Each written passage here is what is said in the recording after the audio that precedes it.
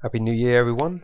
It's been a bit of a gap between this and my last video. I'm going to catch you up on a little bit of news, which isn't a lot because I didn't play much chess over Christmas. I recently played the Golders Green Rapid Play, which was on the 6th of January. Played in the Open, and I managed to get 3 out of 6, so it's my best score in an Open so far. 1 win, 1 loss, and 4 draws. And one of those draws was against an international master. Now, this video was going to be about that game.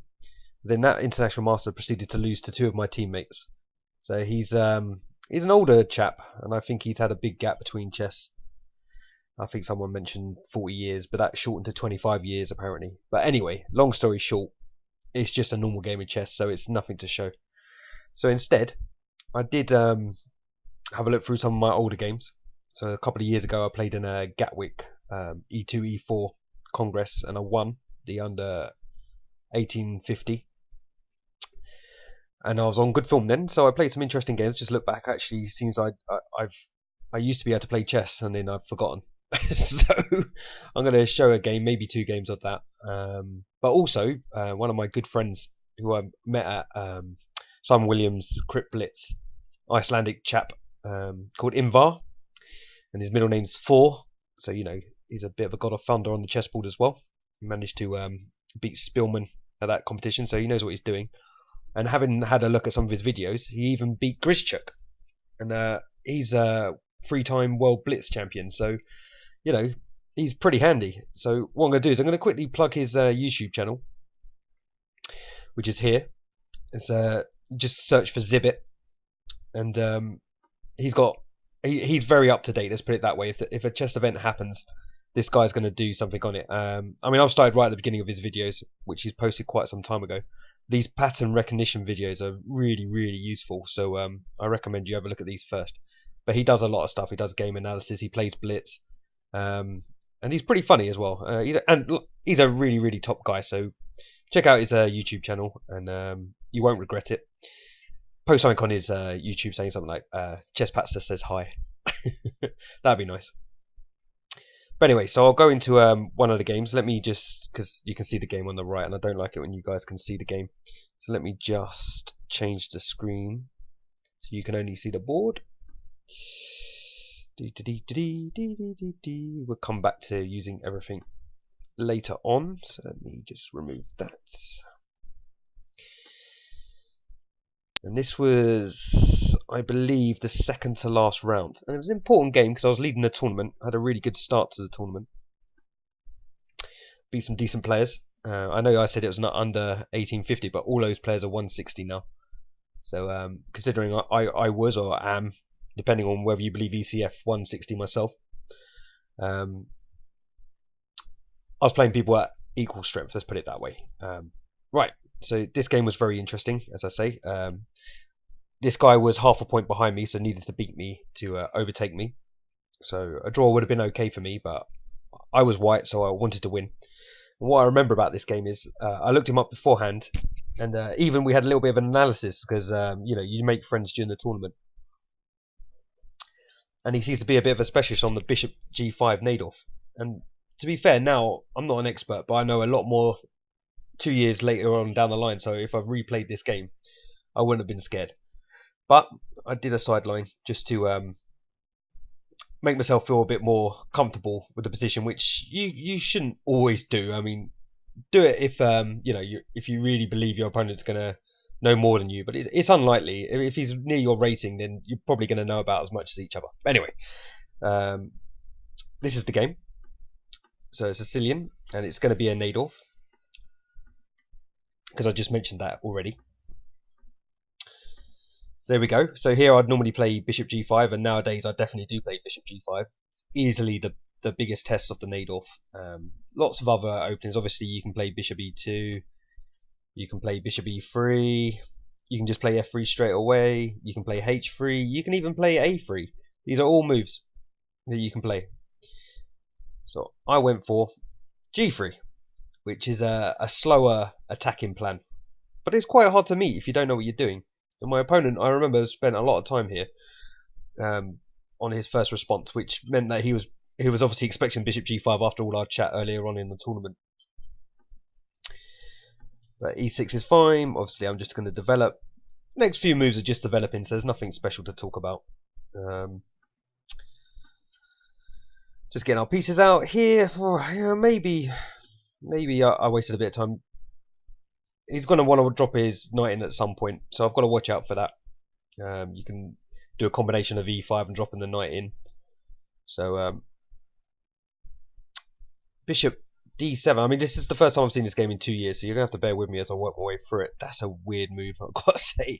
I mean, it still develops. I mean, you just get your knight out. He's being a bit cagey, which is fine, because it lets me get on with what I want to do, which is attack him. Having not played this as on the white side, this is actually the only game I've ever played with g3. And I may come back to it, because the way the game goes, you get a decent attack, let's put it that way. So he's fully developed now, he just needs the castle. But he's got a space problem, which I'm obviously going to take advantage of. Because it's literally the only advantage I have in the position is that I have more space than him. So that's what I start doing now with h3. I'm just going to push the pawns up the board. Straightforward. I don't have to worry too much. My pieces are already in the right squares. And I don't have to ever worry about the knight dropping in now. Potentially knight here. No, this is a good queen. Let's just say it's a good queen. People quite often drop their queen over to come this way, but I don't think this queen moves too much until later on. So castles, which, you know, a little bit is castling to where I want to be attacking him anyway. So, you know, brave. I guess he's hoping I'll overextend and he'll win, which he wasn't too far off, to be honest. I mean, I have to chuck my pawns where his king is. I mean, it makes perfect sense, right? So it gives himself a little bit of control of the c-file. There's maneuvers here. You can sort of drop your bishop back and defend this pawn if you need to. And then he's got a fair bit of defense going on. Gives you a bit of room. Maybe you can bring a knight over. I don't think he's ever going to play g6, though I can't remember exactly. He might do actually later on, but I think he plays it when he can play it, and that'll make sense when you see later. But basically, moving this rook out the way is always a plan of maybe fianchetting your bishops. It's just an idea you have to have in your head when people move that rook. So I'm obviously just going to get on with it. No reason why I shouldn't kick that knight around. It's not brilliant back on d8, e8 even. It'll take some time for him to get that back into the game. Obviously, you've got to watch out for this square, because if he does bring his knight back round, you've got to think where that knight's going to go, if it ever can go anywhere. So that you've got to consider if he pushes this pawn at some point, which doesn't want me to draw an arrow. Okay, fine. The knight can obviously drop into here. I'm just going to lift it up. Most of the time I can push the pawn in that circumstance, so that's not the end of the world. But you just got to remember that if a piece is bad, if you can keep it bad, then you're definitely doing better than your opponent. So yeah, I know my plan's pretty route one here. I'm just going to steamroll him on the king side. And apparently I don't want to use any pieces, so just going to use all my pawns and maybe just this bishop. I'm joking. Obviously the queen can float in at some point into one of these two squares. A little bit careful of the bishop controlling this square. Be able to play e5 and attack two pieces. But yes, obviously I want to swing my queen over, maybe just to f3 and into g3. So he gets on with his counterplay, has to, because otherwise he's just going to lose. If he just sits there, I'm just going to build up the attack and it'll just be game over before he knows it. So I'll swing my queen over as previously foretold. I'm also, this is one of the advantages of having your bishop on g2. You get a lot of pressure down this diagonal. So at some point, you know, not straight away, but there may be a push at some point, and then this is pinned against this rook. You know, I'll take two rooks for the queen. That's usually an advantage.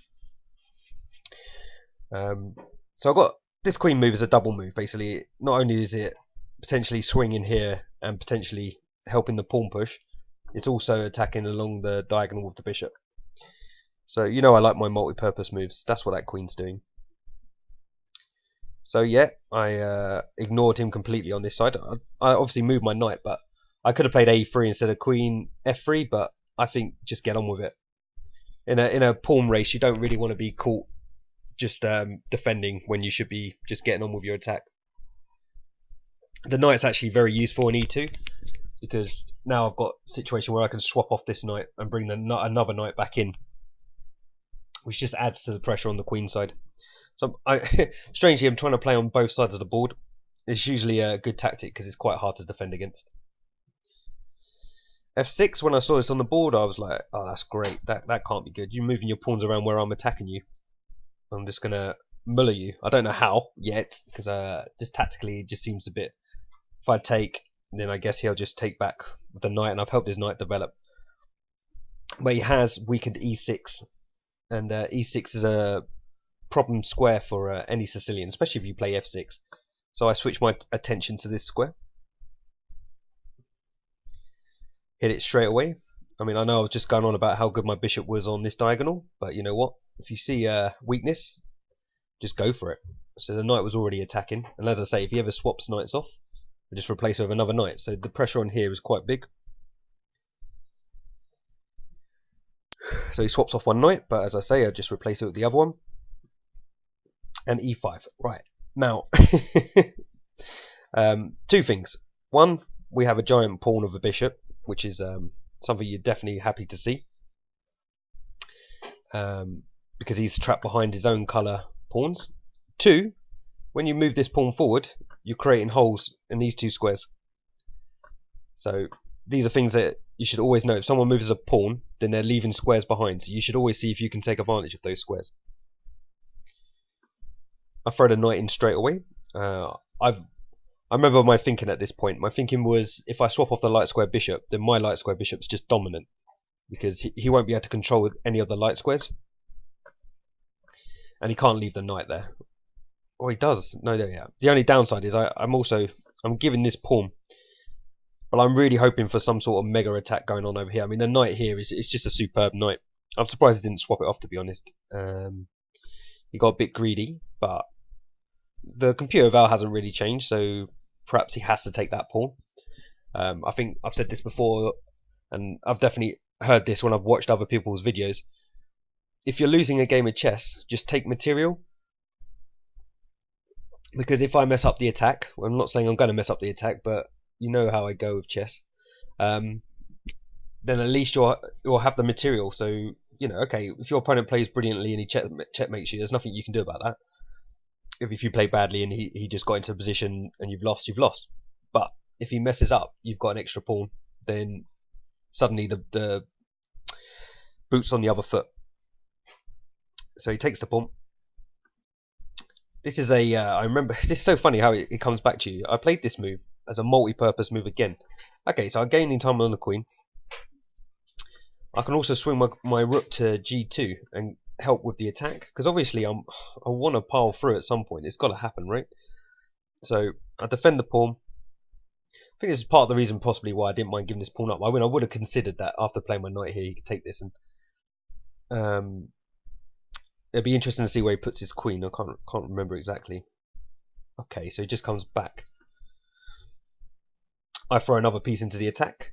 This one I'm not too happy about. I mean, if I'm going to be highly critical here, I mean, I guess I'm trying to defend this pawn, but I'm sort of running out of space for my pieces, and it's a waste of time anyway, because if he swaps, I guess swapping's just good for me though. Does he? Yeah, because then I guess my bishop's just going to cut off the king, and then hopefully then maybe I can just take on the g and then bring the rook over and the queen over and then checkmate. I wish chess was that simple. Yeah, I'm not happy about this move. This move seems to be something like I was running out of ideas. What would have been better? Let's have a quick look. I definitely don't like that. Yeah, I mean, yeah, I should have. I don't know. F5 is very tempting here. If I was going to go back, well, remember this square. Maybe just rook over. This would be quite good too, because just to stop any sort of breaks, and also, you never know, I might be able to move this bishop away. Perhaps this becomes weak. The other rook can swing back, perhaps. I don't know. But I definitely know that bishop f5 isn't great. It doesn't look great. It doesn't feel right. And I've gone from 0.15 down to 0.35. So computer agrees it wasn't perfect. And it's because of the next move, which is the best move. As I say, it's funny that you'd imagine that people pushing pawns in front of the king when you're attacking should be bad, but if you've got nothing else, and he obviously calculated this part, because I remember thinking, I am running out a little bit of squares here, because I've got to be careful after the bishop coming back that maybe he can play f5 and my knight is isolated. It's not got any squares really to come back to. I mean, obviously I can take here, but I don't know. It just, my attack's falling apart, isn't it? The queens are coming off. It's not a happy situation for me. So g6 is a really good move for my opponent, which I ignored completely because obviously I'm a psycho. Okay, so he's attacking a piece, I'm attacking a piece. So I'm trying to give my knight some squares. Also, I think this is a little trick.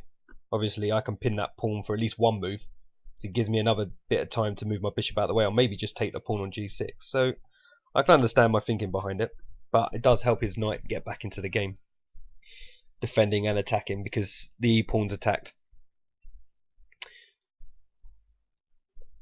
which is probably something I didn't consider at all when I was doing this, because after the bishop moves, say it does, if it has to, then he can just take here, because it's got two pieces on it. And then suddenly the tables are turned. Remember, I lost a pawn here, so my worst nightmare would be coming true. But I know I tried to play a little bit clever here, and it led to some interesting tactics, shall we say.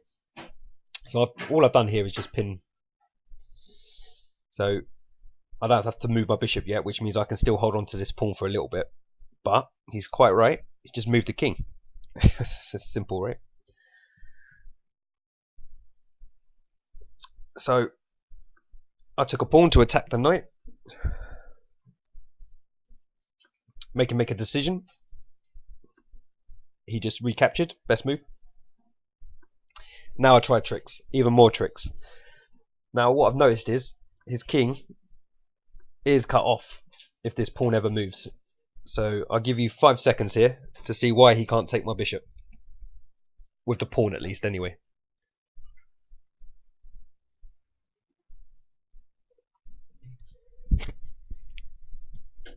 Okay, so if he takes, that's checkmate.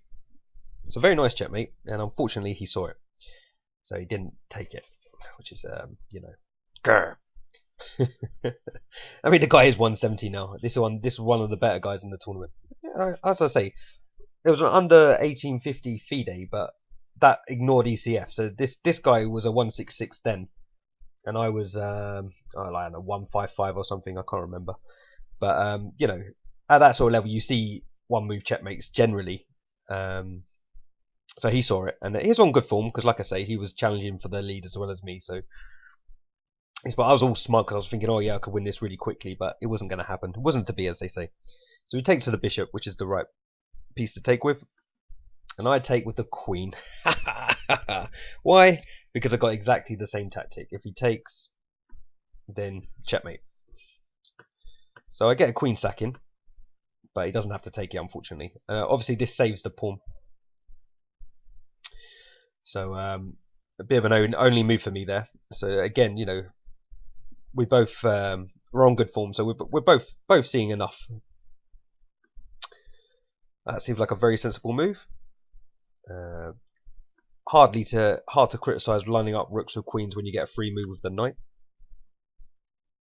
But I think I take this pawn here. Yeah.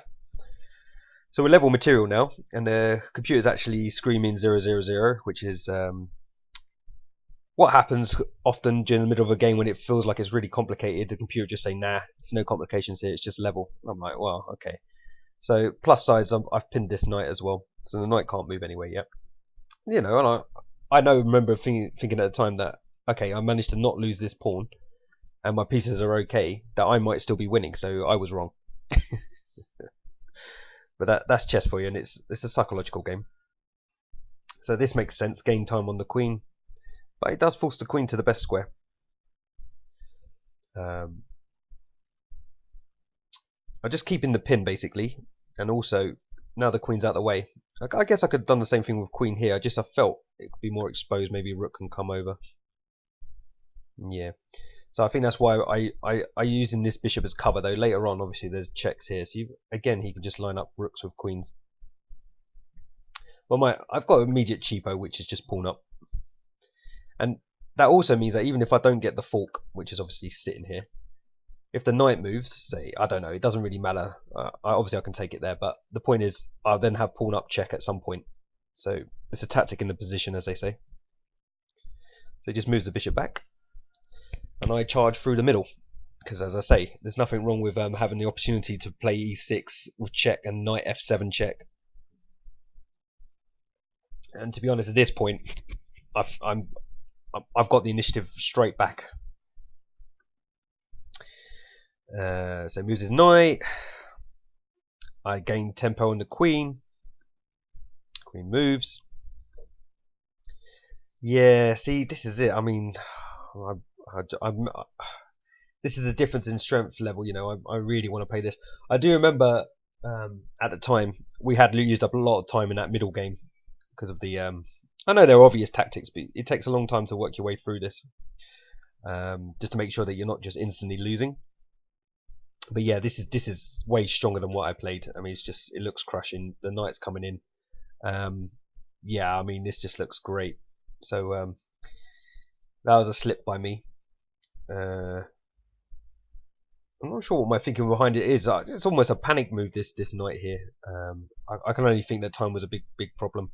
Okay, I'm attacking the rook, but there's no follow up because you know I can't move my pawn out the way. So I'm not impressed by that move. Yep. Defends potentially here. I don't know if the knight can stay here, but at some point perhaps he can bring the other rook over.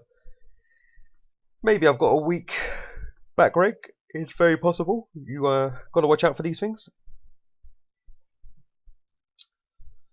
That was just so the knight couldn't take the bishop, I'm guessing. But yeah, I'm just moving pieces, it would seem. Because there's no pawn pushes because he can just take here. Oh no, he can't. That's actually not a terrible idea. You know, I haven't got any pawns in front of my king anyway, so I might as well try and get rid of some in front of his. But I don't think that's the way the game went. So I took with the knight. Now I've got back potentialities of this. Woo. Okay. Threaten the rook, but now I do have this check. I think I do play it as well. Yeah. Good. I finally stumbled on a really good move. Okay, right, now I remember this now because I blow it completely. Spoiler alert. So here, I mean, as I say, not a lot of time, and it is so complicated. I'm sorry, there's a lot of countered attacks going on here. I mean, I don't really feel too comfortable the rook leaving the back rank, but you know, I've got to consider moves like this. And once again, I don't know why I don't play this move because it just looks so strong. I mean, I'm threatening mate for one. Why didn't I play that? God, chess is a horrible game. I mean, that just wins on the spot, I'm pretty sure. I mean, I'm winning at least potentially this rook. Well, there's probably a mate. There's something like, you know, after, say, I don't know, king f8, because that looks forced. Check anyway. King down. Yeah, I mean, I can just take this, surely. I'm defending this. His king's still in the middle of the board at some point. I'm going to swing up. It's just game over. And that would have probably won me the tournament because I messed up in the last round. I played a gambit line and my opponent knew it. And little kid beat me. He was a little kid. But again, he's a 170 now, so it just doesn't, you know. And that's within a year and a half. So it was a strong under 1850. But anyway, I didn't play that move. It was obviously the winning move. I played... Yeah, see, now this is tempting because obviously I'm threatening checkmate and it's almost impossible to meet because you can't bring your rook back because it's covered by the pawn and the knight. You can't bring your queen back. I can understand all that. Oops. But my opponent spotted a great move here, which is partially the reason I'm showing this game. It's not just because I managed to sack a queen, it's because he did too, and here's one I have to take. So kudos to my opponent. We both had no time here, so this was a great spot. I mean, I guess he must have seen it earlier on. and he was waiting for the opportunity to, because he did play this rather quickly. And I gotta say, I was patting myself on the back here after I played Rook C7, so it's a classic overconfidence. But you can't always play perfect chess, especially under time pressure. But this was a great spot. I mean, I have to take it. I was to just get mated because King H2 and then Queen takes Rook mate. So King takes, Knight check, blocks, takes, and then it just goes into a swapping exercise, unfortunately. I take, check, and draw agreed. I mean, there's no play here. He tried to, he was tempted to run me out on timer here, but it's a dead level position. There's just nothing doing here. So there you go. So that was I mean, I joint won the tournament anyway, but the prize money was really good. It was like £500 or something stupid like that, and I ended up with 250. So I guess on the bright side, you know, I enjoyed the hotel and the breakfast and the gym on site. It was, and it's a shame they don't run them anymore. I don't know what's happened to the guy who used to run them, but anyone who played in the E2E4 congresses really enjoyed them. So that's that game, and I'm going to show one more game from that congress because it's actually my favourite. I play my favourite move I've ever played to date. I mean, obviously, if I play a better move, I'm going to be straight on YouTube to tell you all about it. But let me see, can I get this back without too much hassle? New analysis, load. Yep. And yep, we're here. And I'm not going to go into too much detail on this one. I just want to get to the move, as it were. I'll talk a tiny bit about it. And the biggest thing I'll say about this one is, and I totally recommend this to anybody around my strength or weaker, is if you're playing in a longer tournament.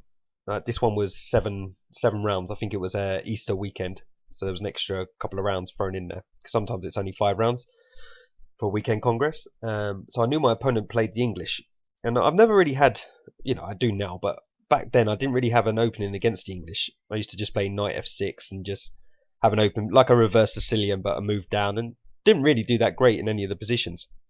So what I did was, I had like 2 hours before the game, I woke up early, had breakfast, went back to my hotel room, typed in easy plans against the English, and I found a chap, Chess Explained. I think you've probably heard of him. And I watched 2 hours worth of DVDs on a system to play against the English, and the system's this: reverse Grand Prix attack. And you know, all the ideas were fresh in my head for when I played this guy. So funny enough, he diverts quite quickly, so I have to come up with my own plan. And this is before I started playing the Dutch, so this is like the start of my Dutch play. So these all look like normal moves. Bishop b4 is something that feels unnatural because you almost want to have your bishop on this diagonal, but after e3 there's nothing. And the point of pinning this knight is at some point you want to either play e5 or e4 or f4, and you pretty much decided straight off bat that you're giving up that dark square bishop no matter what. So bishop d2, castles, take the knight. As I say, you're going to give it up anyway. If he takes with a pawn, it's a completely different game, but he takes with a bishop, which I believe allows this. Oh, damn it, I don't play it yet. I'm getting carried away because I remember what happens. That's just to let the light square bishop out. E3 is to stop F4, which I'll play anyway. And this part goes a little bit crazy. He takes, I take. I'm obviously just hoping to hack through, take on the take here as well. And you know, queen here, and you know, bang, bang, bang, it's over. He takes the knight, which is not a great move for a couple of reasons. I'm not sure what his thinking was behind this 100%, but if I just take back straight away, I think he's got, I believe it's knight here or knight here, and it's still, I've got an attack, but it's a lot more level than what happens. The problem what he's done is he's weakened all his light squares for when I do take back. But this shows you that I was on some sort of form in the tournament, because I ignore it completely and just take the pawn. And then it just becomes really complicated. What I'd seen is I scare his king out into the centre of the board, and I'm just going to play with that. He can just bring his bishop back here. and then I'd take this pawn, and I don't know, king d2, walkies, and now I've just got a king to attack. So I'd seen this position, and I thought, you know what, I really like this. I mean, just rook over is probably the start of a killing attack. So I was feeling good about just letting the knight go, but he took the pawn back, which was the right move. So he's not a piece down, but he's king. Look at his king. And my favourite move is coming up very shortly. Plays king d2. Now, this is it. This is my favourite move that I've ever played to date. I hope to play moves like this more often. But black to move and be very smug.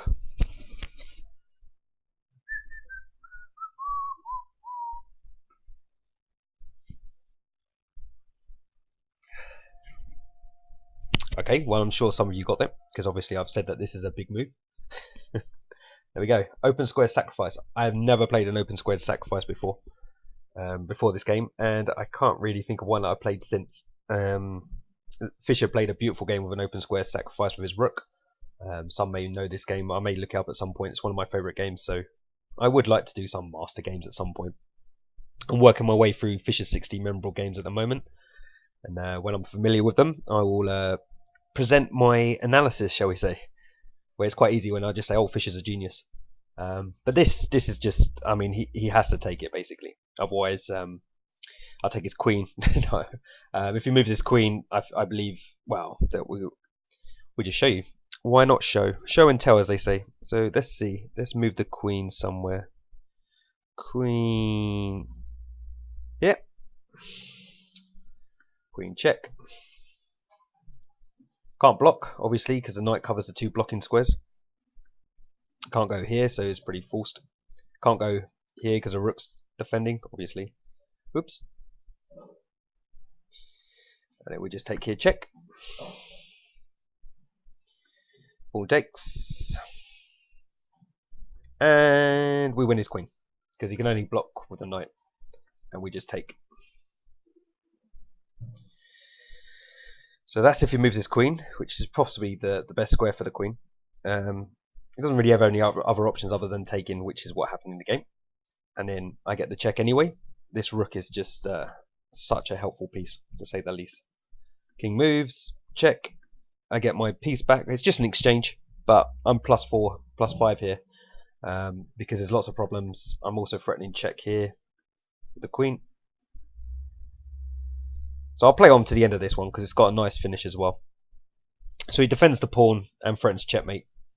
So that's fair enough. He was defending this pawn as well. Whoops. So I defend. So sometimes you have to just consolidate your position. You know, you won material. You can't just instantly checkmate. But this just ties his pieces right down. The bishop's pinned. So we attack the bishop.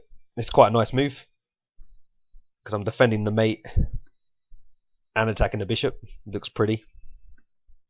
King moves. I swap off some pieces because there's no way to save the rook. Knight out, just take it. Knight out, take the knight. So that was an easy exchange for me. So I'll take the knight. I mean, he could resign now. I mean, the finish is nice though, so I'm going to get to the finish. Look where the king is. It's such an interesting place for the king. So I just line up a battery, and here he resigns because it's check after queen takes. It's mate. That's a nice unusual mate because the pawns are actually trapping his king. Obviously the rook's covering all these squares. So that's my New Year's video. Obviously I'm going to play a lot of chess again this year, so hopefully I'll have a lot more to talk about as we go on. But for now, it's bye from me, and Happy New Year, and I will speak to you all soon.